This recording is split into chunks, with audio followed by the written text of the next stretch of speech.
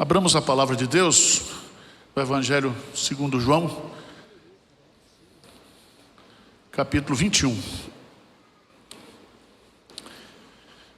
O tema da nossa mensagem nessa manhã é: Deus não desiste de você. Às vezes a gente passa por crises na vida cristã e dá vontade de desistir. Isso acontece com os melhores crentes do mundo. Mas nós temos um Deus que não desiste de nós. E esse capítulo 21 do Evangelho de João, se você observar os dois versículos 30 e 31 de João 20, fala do objetivo do Evangelho. E esse capítulo 21 é como se fosse assim um anexo, alguma coisa separada do texto. Mas não é. Diz o texto: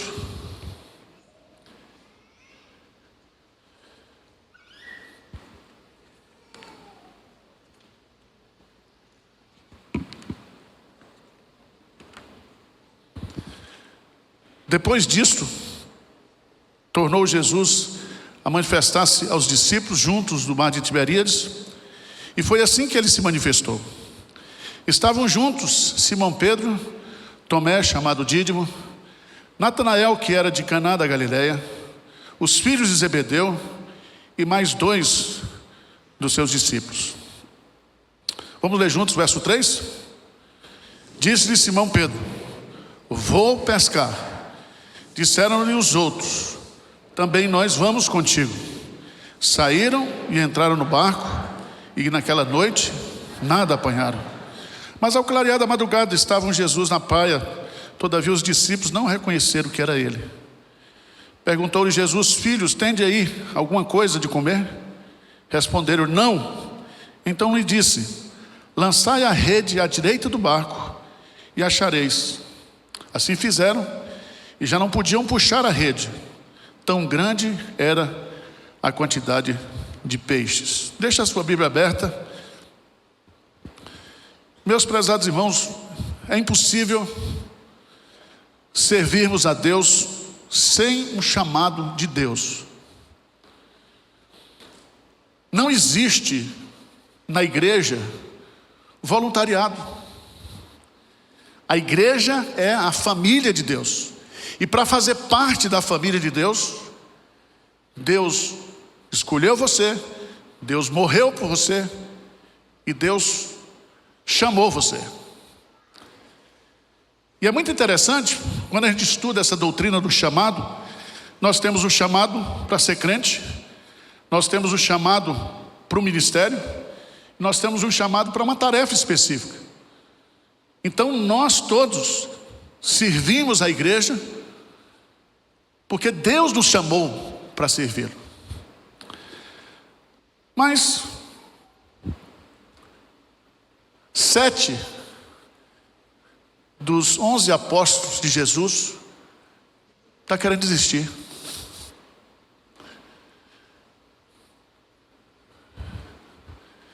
Quando Pedro diz assim: vou pescar, mais 6 seguiram Pedro. E quando Pedro diz vou pescar, ele não está falando aqui de uma pesca porque ele estava nervoso. E ele está simplesmente dizendo: eu não vou mais ser apóstolo, eu não vou ser mais discípulo de Jesus, eu vou voltar à minha antiga vida, eu vou abrir o meu negócio e eu não quero saber de evangelho, de Cristo, de igreja. Essa foi a decisão deles. E é muito interessante, irmãos, porque Pedro é o pivô da crise. E aqui nós vamos aprender lições maravilhosas nesse capítulo 21. Porque, observe o texto: depois disso, tornou Jesus a manifestar-se aos discípulos. Jesus já tinha se manifestado no dia da ressurreição. Jesus já tinha se revelado 8 dias após a ressurreição. E agora é Jesus que vai ao encontro dos discípulos. E aqui, meus amados irmãos, Pedro está desistindo da sua vocação, do seu chamado. Há muita gente que passa por crise e tem vontade de desistir mesmo. Só que para Pedro, a desistência dele seria jogar fora toda a formação, todo o ensino, todo o aprendizado, tudo que ele durante 3 anos viveu com Jesus, ele estava abrindo mão. Ele estava também fugindo do propósito de Deus. E aqui, meus amados irmãos, Deus tinha um propósito para Pedro.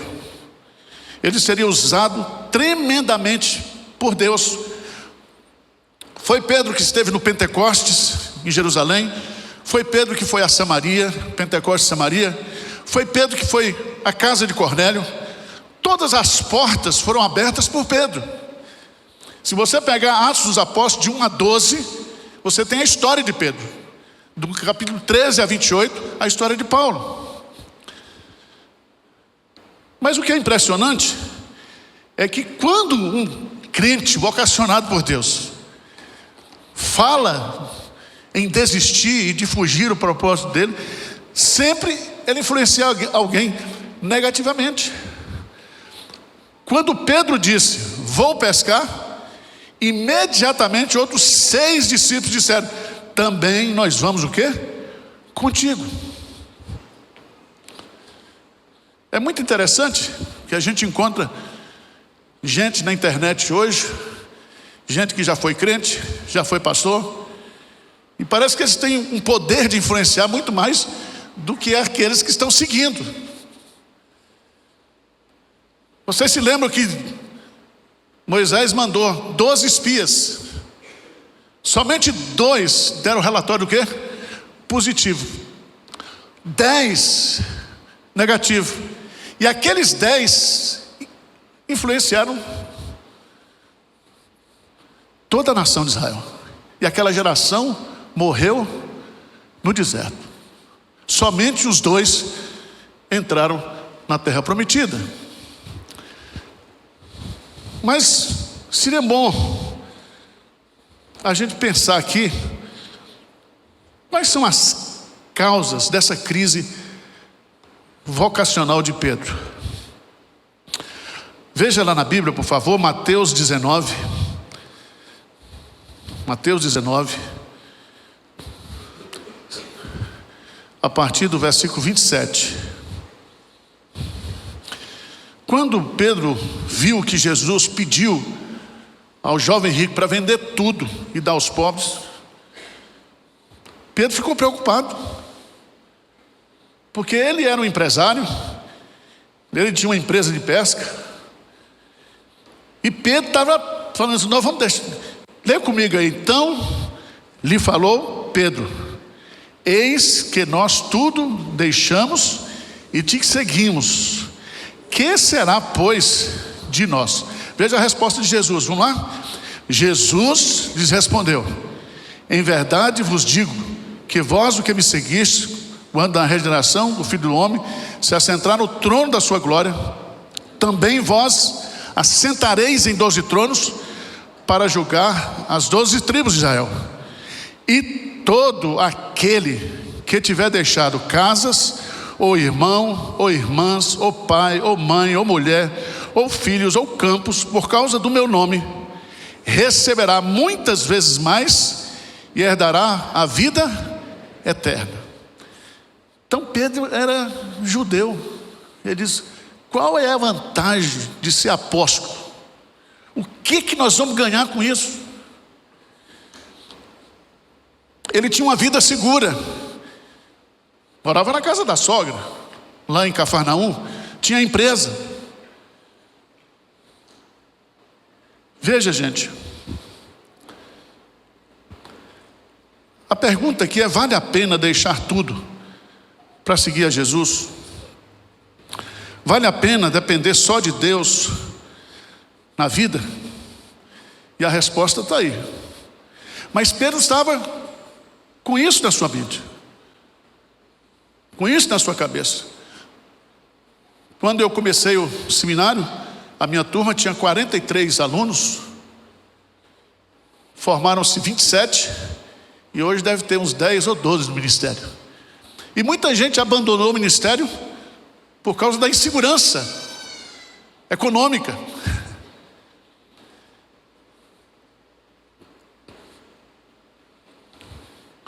Segundo lugar, veja lá, em Mateus 26, 75. Mateus 26, 75. Então Pedro se lembrou da palavra que Jesus lhe dissera: antes que o galo cante, tu me negarás 3 vezes. E saindo dali, o quê? Chorou. Aqui não precisa ser psicólogo, não. Pedro disse para Jesus que se todos os outros discípulos o abandonassem, ele jamais o abandonaria. E ele aqui tem uma crise de decepção. E eu fico pensando, meus amados irmãos, toda vez que o galo cantava, Pedro se lembrava que havia o quê? Decepcionado a Jesus. Não foi o galo que cantou 3 vezes, não, só cantou uma vez, mas ele negou 3 vezes. A gente passa por decepções,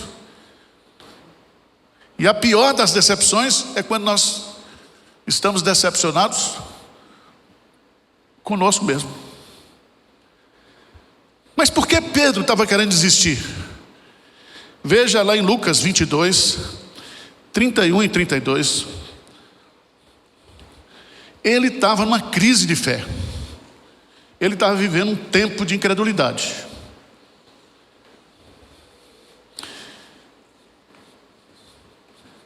Vamos abrir o confessionário aqui. Vocês já passaram por crise na fé? Já teve tempo da sua vida que você foi mais crente, menos crente? Você tem isso na sua vida ou não? É interessante isso aqui. O que é que diz o texto? Lucas 22, 31 a 32. O que é que diz lá? Todavia, não, Simão, eis que Satanás vos reclamou para vos peneirar como trigo. Eu, porém, roguei por ti, para que a tua fé não desfaleça. Tu, pois, quando te converteres, fortalece o quê? Os teus irmãos. Veja que a crise de incredulidade de Pedro tinha um cunho espiritual. E a fé dele, ele tinha fé, era crente. A fé não desfaleceu, não acabou, por causa da intercessão de Cristo. Meus irmãos, a melhor coisa do mundo é saber que nós temos um sumo sacerdote que se compadece das nossas fraquezas e que ele intercede por nós. Ele está à direita de Deus Pai e intercede por nós. Esse interceder é um presente contínuo. Ele é o nosso sumo sacerdote eterno, para sempre. Pedro era um crente que estava precisando de conversão. Essa conversão aí não é a conversão do novo nascimento. É a conversão da soberba que ele tinha. Por isso que quando ele vai escrever a carta de Pedro, no capítulo 5, ele diz: humilhai-vos sob a poderosa mão de Deus, para que no devido tempo sejais o quê? Exaltado.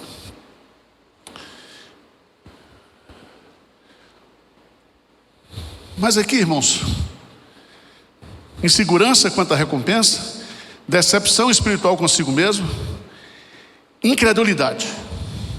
E a incredulidade, ela é contagiante. Contagiante. Mas como é que Cristo restaurou a vida de Pedro?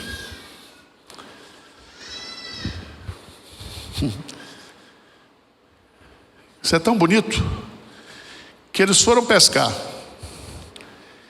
E quando um crente sai para pescar de forma definitiva, diz no versículo 3, naquela noite o quê? Nada apanharam. Se nós não estivermos no centro do propósito de Deus, nós não vamos para frente. Deus não abençoa o filho desobediente. Nada apanharam. Mas como é que Jesus vai restaurar? Mostrando que ele tinha um chamado. Veja que coisa linda aqui, né? Versículo 4: mas ao clarear da madrugada estava Jesus na praia. Todavia os discípulos não reconheceram que era ele. Agora veja, perguntou-lhe Jesus: filhos, tendes aí alguma coisa de comer? Eu acho de uma beleza grandiosa. Ele chama os discípulos de filhos. E Jesus então vai repetir o milagre de Lucas capítulo 5. E é tão bonito isso aqui, porque Jesus vai repetir o milagre que marcou e que marcava o início do discipulado de Pedro. Está lá em Lucas capítulo 5, a pesca maravilhosa. E foi ali, naquela pesca, que Jesus diz: vinde e vos farei pescadores de homem. E eles, abandonando tudo, seguiram a Jesus. Jesus então faz um milagre.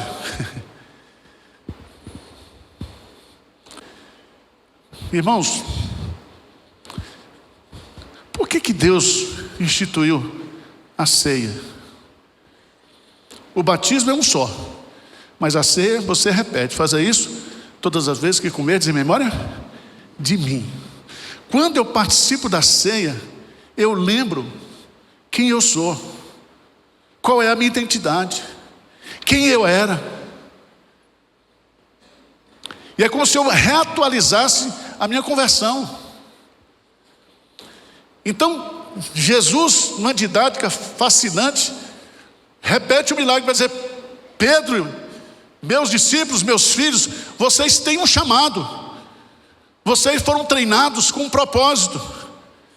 Eu acabei de ressuscitar e eu comprei a igreja.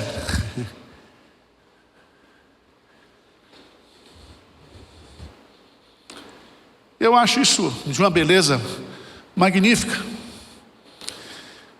Por isso que o profeta Jeremias diz: quero trazer à memória o que pode me dar o quê? Esperança.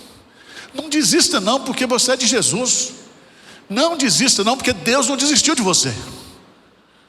Você pode estar passando por uma crise de fé, você pode estar decepcionado, mas Deus tem um propósito para a sua vida.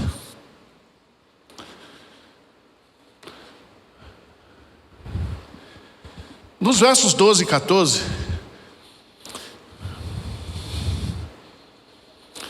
disse-lhe Jesus: trazei-me, verso 10,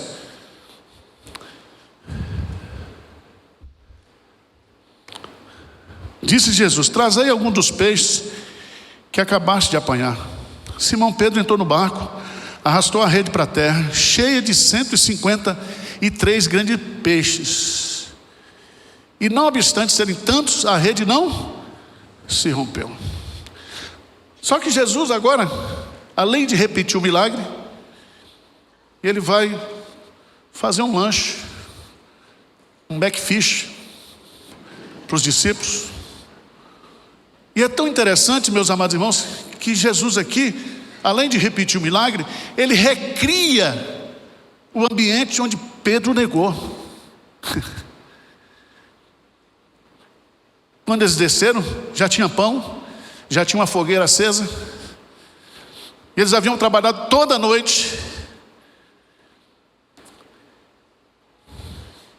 E é tão interessante que eles não falaram absolutamente nada.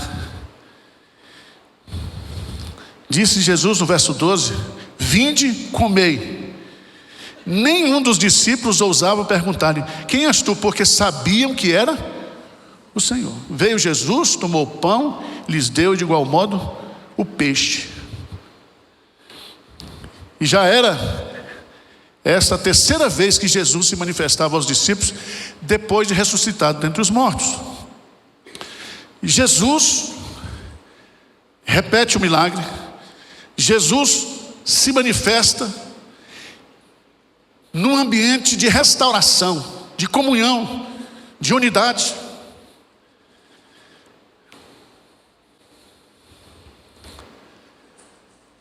Para ajudar os 7 discípulos, 7 líderes da igreja, a não desistirem, Jesus se revela. Irmãos,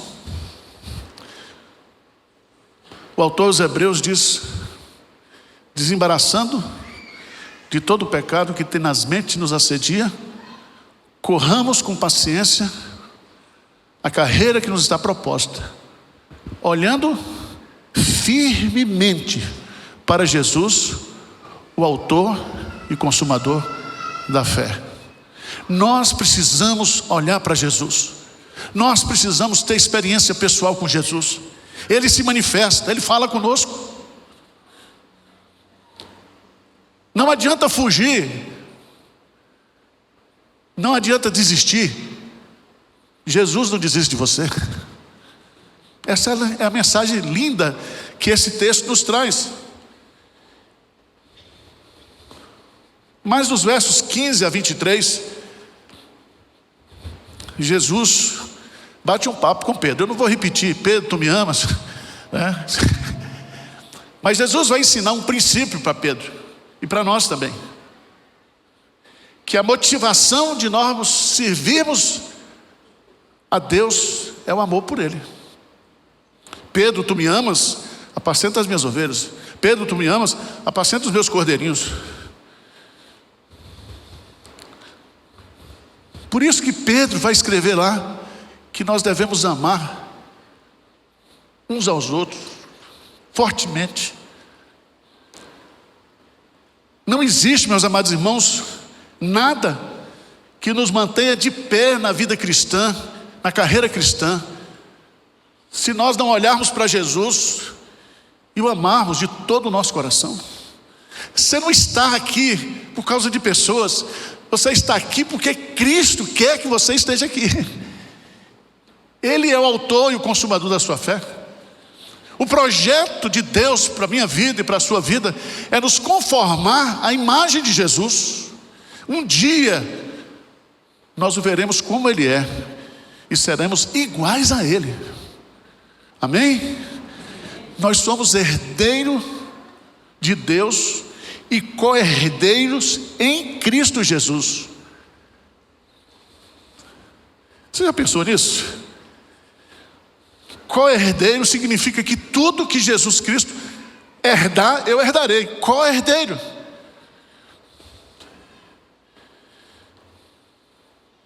E nós, nesse mundo, quando a gente herda alguma coisa, a pessoa tem que morrer. Mas Jesus morreu e ressuscitou, está vivo para sempre. E nós nessa vida já desfrutamos dessa herança, mas vamos desfrutá-la na sua plenitude mais adiante.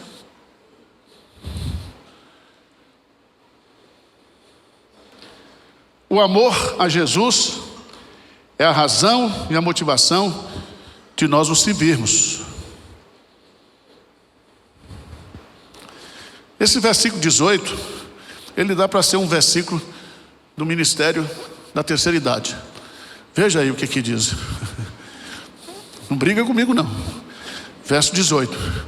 Em verdade te digo que quando eras mais moço, tu te cingias a ti mesmo e andavas por onde querias.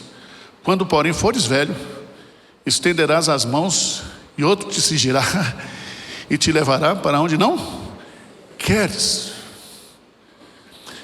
Veja bem, o que ele está ensinando aqui, meus amados irmãos, é que nós precisamos uns dos outros. Você não pode ser crente sozinho. Você precisa de uma família. Porque há momentos em que você carrega o outro, mas há momentos que você precisa ser carregado. Pedro, marcha sua bola, Pedro. Mas Pedro, versos 20 a 23, começa no 21. Vendo, pois, Pedro perguntou a Jesus: e quanto a este? Pedro queria se intrometer na vida dos outros. E Jesus dá um fora dele. Se você observar bem, versículo 22, porque Jesus diz que João ia viver muito. E Pedro diz: se eu quero que ele permaneça até que eu venha, que te importa? Quanto a ti, segue-me. Aqui eu aprendo uma lição, é que nós somos iguais em Cristo, mas nós temos papéis diferentes na obra de Cristo. Cada um aqui tem um chamado, uma vocação específica para servir a Deus na igreja e na obra dele. Eu quero desafiar você. Hoje é Santa Ceia. Nós vamos trazer à memória o que pode nos dar o quê? Esperança. A cruz, a Santa Ceia, a gente olha para trás. Mas também a gente olha para frente, que nós estamos anunciando a morte do Senhor até que Ele venha.